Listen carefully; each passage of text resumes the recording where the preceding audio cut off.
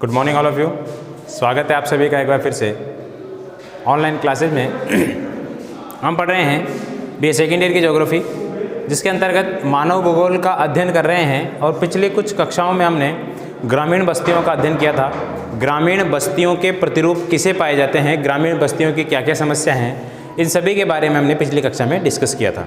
Now हम चलते हैं अब ग्रामीण बस्तियों के अधिवासों के निर्माण सामग्री के ऊपर कि क्या क्या निर्माण सामग्री उनकी होती है। ये अलग से टॉपिक है आपके सिलेबस में, तो इसको भी हम कवर करेंगे। यानी कि ग्रामीण बस्तियों के जो भवन बनते हैं, मकान बनते हैं, बस्तियां बनती है, उन बस्तियों में कौन कौन से प्रकार के भवन निर्माण सामग्री का इस्तेमाल किया जाता है। क्या वहाँ पर चिकने पत्थरों का इस्तेमाल किया जाता है, क्या लोहे का इस्तेमाल किया जाता है, क्या कंक्रीट का इस्तेमाल किया जाता है।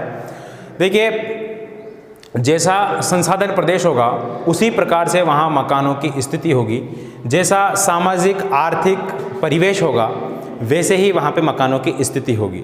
मकानों की स्थिति जलवायु के ऊपर भी निर्भर करती है। यानी कि वहाँ बहुत ज़्यादा बारिश होती है तो कैसे मकान होंगे, बहुत ज़्यादा शुष्क भूमि होती है यानी कि बारिश नहीं होती है तो वहाँ कैसे मकान होंगे।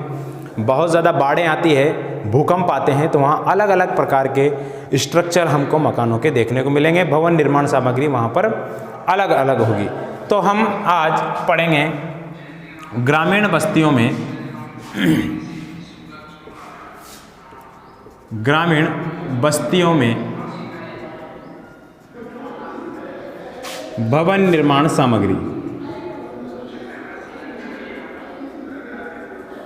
ग्रामीण बस्तियों में भवन निर्माण सामग्री का अध्ययन करेंगे आज हम कि कौन कौन सी भवन निर्माण सामग्रियां हैं जो काम में ली जाती है, इस्तेमाल में ली जाती है ग्रामीण बस्तियों के अंतर्गत। सबसे पहले देखिए, पर्वतों पर रहने वाली, पर्वतों पर रहने वाली बस्तियों में, पर्वतों पर बसने वाली, ऐसे लिखिए, पर्वतों पर बसने वाली बस्तियों में जो मकान हैं वो अधिकतर बनाए जाते हैं किस किस से बनाए जाते हैं? कच्चे पक्के, कच्चे पक्के, अनगढ़, अनगढ़ कहते हैं बिना कटाई किए हुए, बिना गढ़े हुए। यानी कि जो उसकी साइज है, टेढ़ी है, मेढ़ी है, ऊंची है, नीची है, उसी तरीके से उसको मकानों में लगा दिया जाता है। उनको कहते हैं अनगढ़ पत्थर। जैसे मान लीजिए ये वाला पत्थर है कोई इस तरीके की आकृति का, अब इसको चौकोर बनाना है तो मिस्त्री इसको यहाँ से काट देगा, यहाँ से काट देगा, यहाँ से काट देगा, इस तरीके से इसको चौकोर बना देगा। लेकिन अनगढ़ पत्थर का मतलब है इसको कहीं से भी नहीं काटा जाता, ऐसे कैसे इसको फिट कर दिया जाता है। ठीक है, अनगढ़ पत्थरों का। इसके अलावा लकड़ियों का,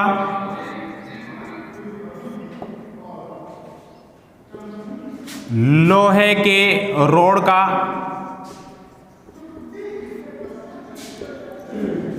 लोहे के रोड, लकड़ियों का, कच्चे पक्के पत्थरों का इस्तेमाल किया जाता है।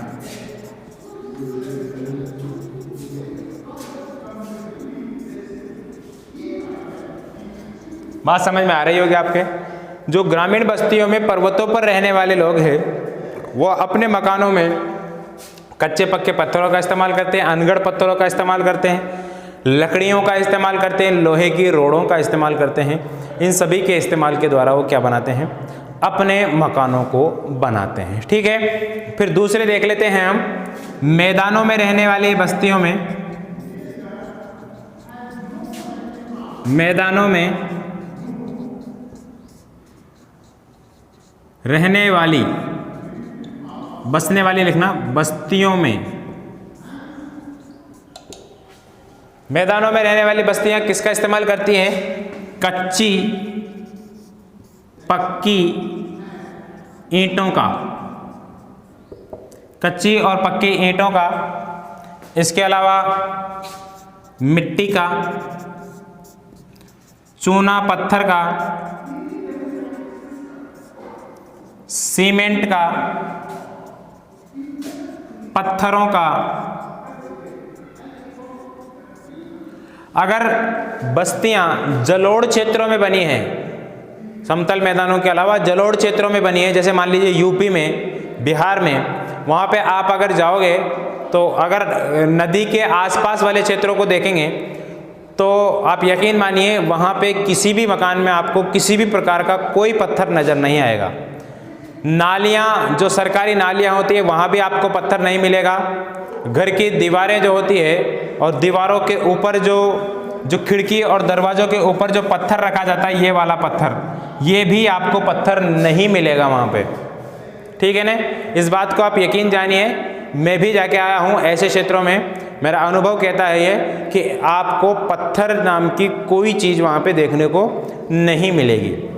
आप यूपी चले जाइए, आप बिहार चले जाइए, इन क्षेत्रों में आपको पत्थर नाम की कोई चीज़ नहीं मिलेगी, ठीक है। अगर यहाँ रखने के लिए कुछ मिलेगा तो कंक्रीट से बना हुआ जो गिट्टी आती है ना, उस गिट्टी को सीमेंट में मिला करके कंक्रीट का जिस रोड बनाते हैं, सीसी रोड, इस तरीके से वो मिलेंगे आपको।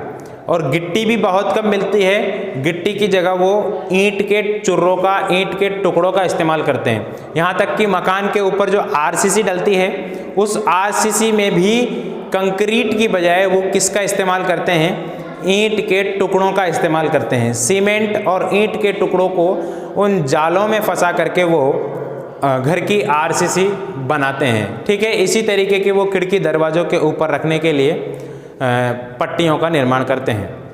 ये कहाँ होता है, मैदानी क्षेत्रों में, जहाँ पर नदियाँ बहती है, जलोढ़ मिट्टी पाई जाती है। जहाँ जलोढ़ मिट्टी पाई जाती है वहाँ पर पत्थर नहीं पाए जाते, क्योंकि वहाँ की सारी चट्टानें कट जाती है, अपरदित हो जाती है और परिवहित होकर के कहीं ना कहीं निक्षेपित हो जाती है। तो यहाँ पर देखिए कच्ची पक्की ईंटों का इस्तेमाल किया जाता है। चूना पत्थर, आपको मालूम होगा जब सीमेंट का युग नहीं था तो चूना पत्थरों से ही मकान बनाए जाते थे, चूने से अक्सर, ठीक है ना। उस चूने को गलाया जाता था, 2-3 दिन तक उसको कूटा जाता था, फिर बाद में वो भवन निर्माण के लिए उचित होता था। सीमेंट का इस्तेमाल वर्तमान में किया जाने लगा है मैदानी क्षेत्रों में। पत्थरों का इस्तेमाल मैं लिख रहा हूँ यहाँ पर, लेकिन बहुत कम मात्रा में पत्थरों का इस्तेमाल किया जाता है। इसके अलावा लोहे का इस्तेमाल भी कर लिया जाता है मकानों में। ये कहाँ किया जाता है बोलो, ये मैदानी प्रदेशों में किया जाता है, पर्वतों पर नहीं किया जाता। पर्वतों में अंतर है, देखिए अनगढ़ पत्थरों का, पर्वतीय क्षेत्रों में आपको जो मकान मिलेंगे वहाँ ईंटें नहीं मिलेगी, ये ध्यान रखिएगा। पर्वतीय क्षेत्रों में आपको अगर मकान मिलेंगे, उन मकानों में ईंटें नहीं मिलेगी। मैदानी क्षेत्रों में आप अगर मकान देखोगे, जलोढ़ क्षेत्रों में खासकर से, वहाँ आपको पत्थर नहीं मिलेंगे। दोनों में उल्टा सिस्टम है, ठीक है। यहाँ लकड़ियों का ज़्यादा इस्तेमाल नहीं किया जाता, यहाँ लकड़ियों से भी मकान बनाए जाते हैं, ठीक है। तो ये कुछ मेजर अंतर है, इस बात को आपको ध्यान रखना है। बाकी चूना पत्थर और सीमेंट यहाँ उपयोग की जाती है, वहाँ भी कर ली जाती है, ठीक है। क्योंकि पर्वतों पर बसने वाले लोग पर्वतों के ऊपर ही निर्भर रहते हैं, वहाँ जो उपलब्ध संसाधन हैं उसी के अनुसार अपने मकानों का निर्माण करते हैं। इसके अलावा इसको मिटा देते हैं, वनों में रहने वाले लोग जो वन प्रदेशों में रहते हैं, यानी कि जंगलों में, जैसे सवाना में रहते हैं, अमेजन के जंगलों में रहते हैं, ऐसे वनों में रहने वाले लोग किसका इस्तेमाल करते हैं वो भी देख लेते हैं हम। वन प्रदेशों में रहने वाले लोग, जहाँ पर घने जंगल होते हैं,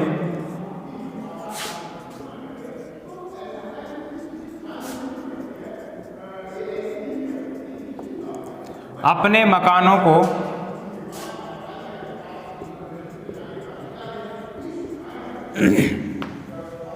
बांस,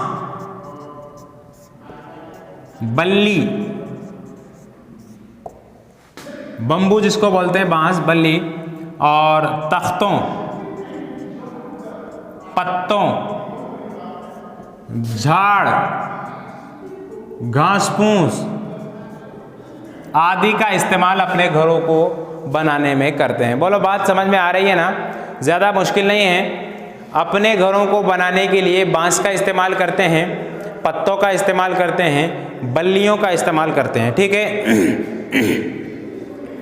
अक्सर बल्ली और बांस दोनों अलग अलग चीज़ें होती है। बांस अंदर से खोखला होता है और बहुत ज़्यादा लंबा होता है, बल्ली ठोस होती है, ठीक है ना।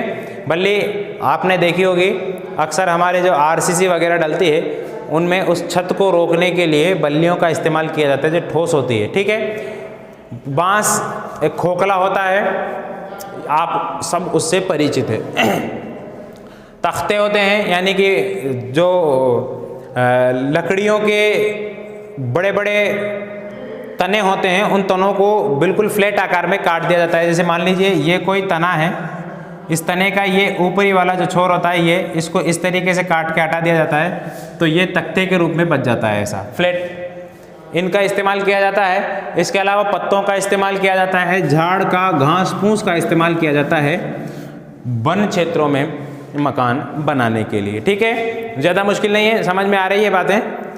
फिर इसके बाद मरुस्थलीय प्रदेशों में हमने देख लिया है वन प्रदेशों में, इसके अलावा मैदानी प्रदेशों में, और देख लिया है हमने कहाँ, पर्वतीय क्षेत्रों में। इसके बाद नगरों के समीप जो गांव होते हैं, चौथा, नगरों के समीप, नगरों के पास में जो गांव होते हैं, नगरों के समीप जो गांव होते हैं, उनमें किस किस का इस्तेमाल किया जाता है? उन मकानों में, ग्रामीण बस्तियों की बात हो रही है यहाँ पर, उन मकानों में सीमेंट, चूना पत्थर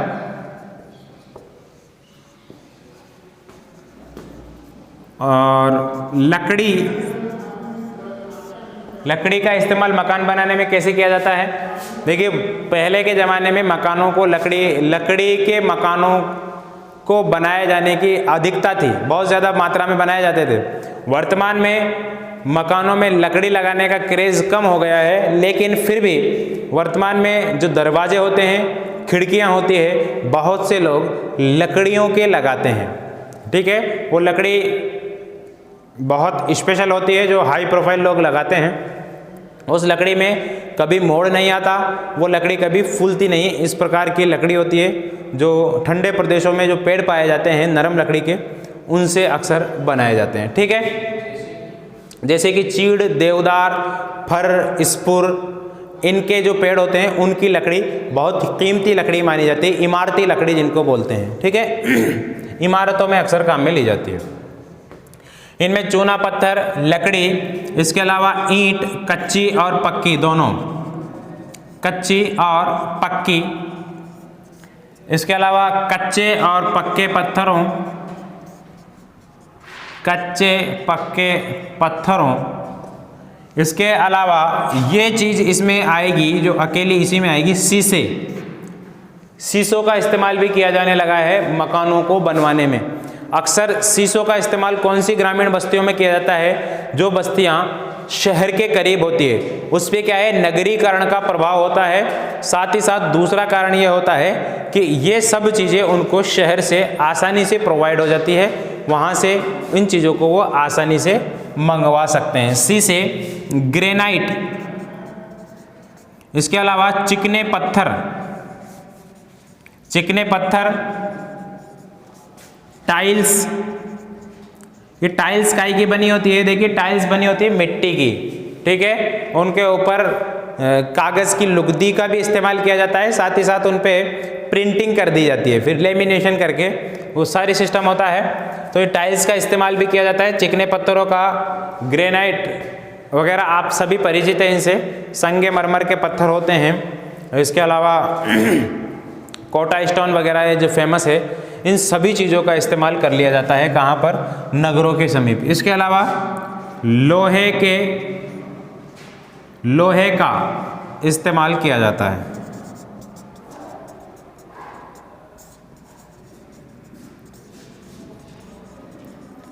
ठीक है। नगरों के समीप जो मकान, जो बस्तियां पाई जाती है, उन बस्तियों में सीमेंट, चूना पत्थर, लकड़ी, ईंट, कच्ची या पक्की ईंटें, कच्चे पक्के पत्थरों का, शीशे का, ग्रेनाइट पत्थरों का, टाइल्स का, लोहे की रोड का, लोहे के चद्दरों का, लोहे के खिड़की दरवाजों का, आजकल एल्यूमिनियम का उपयोग भी किया जाने लगा है। तो ये सब चीज़ों का उपयोग कहाँ किया जाता है? ग्रामीण अधिवासों में, ठीक है। ग्रामीण बस्तियों के जो घर होते हैं उन घरों को बनाने में इन सभी चीज़ों का उपयोग किया जाता है, ठीक है। ज़्यादा मुश्किल नहीं है, बहुत आसान चीज़ है।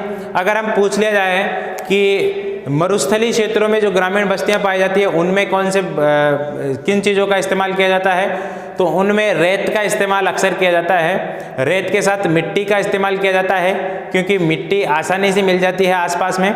मिट्टी को लीपा पोती कर दिया जाता है, वहाँ ज़्यादा बारिश नहीं आती, इसलिए मिट्टी के बने हुए मकान वो ख़राब नहीं होते। साथ ही साथ जो झाड़ होते हैं, लकड़ियाँ होती हैं, उन लकड़ियों से मकान बना लिए जाते हैं। कुछ क्षेत्रों में पक्के मकान भी बना लिए जाते हैं, ग्रामीण बस्तियों में ही। तो ये सारी चीज़ें हैं, इन सारी चीज़ों के माध्यम से मकान बना दिए जाते हैं, ठीक है। तो ये ग्रामीण अधिवास प्रतिरूप में एक चैप्टर था हमारा, ग्रामीण भवन निर्माण सामग्री, ग्रामीण बस्तियों में भवन निर्माण सामग्री। उम्मीद है आपको यह चैप्टर समझ में आया होगा। अगले चैप्टर में हम इसी से रिलेटेड है, उसमें पढ़ेंगे विश्व के विभिन्न प्रदेशों में लगाई जाने वाली मकानों में लगाई जाने वाली भवन निर्माण सामग्री को हम पढ़ेंगे, जिसमें पढ़ेंगे टुंड्रा प्रदेशों में या टैगा प्रदेशों में किस प्रकार की भवन निर्माण सामग्री होती है, और इसके अलावा पर्वतीय क्षेत्र जो होते हैं वहाँ किस प्रकार की होती है। इसके अलावा सवाना प्रदेशों में किस प्रकार की जो भवन निर्माण सामग्री है विश्व के संदर्भ में पढ़ेंगे, क्योंकि जो मानव भूगोल हमारा सब्जेक्ट है, ये मानव भूगोल भारत का मानव भूगोल नहीं पढ़ रहे हैं हम, ठीक है। किसी एक प्रदेश का मानव भूगोल नहीं पढ़ रहे हैं हम, ये मानव भूगोल वैश्विक संदर्भ में पढ़ रहे हैं हम। अगर आपके मानचित्र भी आएगा इसमें, तो विश्व का मानचित्र आएगा, ठीक है। उस विश्व के मानचित्र में आपको कहीं से भी कुछ भी पूछ सकता है, इसलिए वैश्विक संदर्भ में पढ़ेंगे हम जितनी भी चीज़ों को पढ़ेंगे। अब तक हमने जो भी पढ़ा है वो विश्व के संदर्भ में पढ़ा था। केवल एक टॉपिक और दो टॉपिक हमने पढ़े हैं जो भारत के संदर्भ में पढ़े हैं, एक तो भारत की जनजातियाँ और एक भारत की प्रजातियाँ। भारत की प्रजातियाँ और भारत की जनजातियाँ, इन्हीं को हमने भारत के संदर्भ में पढ़ा है। बाकी सभी चीज़ें जो है हमने वैश्विक संदर्भ में ही उनका अर्थ लिया है। इसी तरीके से हम कल के चैप्टर में पढ़ेंगे विश्व के अलग अलग प्रदेशों में भवन निर्माण सामग्रियों को, विकसित देशों में किस प्रकार की भवन निर्माण सामग्री होती है, विकासशील देशों में किस प्रकार की भवन निर्माण सामग्री होती है, अविकसित या अल्प विकसित देशों में किस प्रकार की भवन निर्माण सामग्री होती है, उष्णकटिबंधीय क्षेत्रों में कैसी होती है, शीतकटिबंधीय क्षेत्रों में कैसी होती है, शीतोष्णकटिबंधीय क्षेत्रों में कैसी होती है। तो आज के वीडियो में सिर्फ इतना ही, मिलेंगे कल इन सब चीज़ों के साथ। तब तक के लिए मुझे दीजिए इजाज़त, नमस्कार।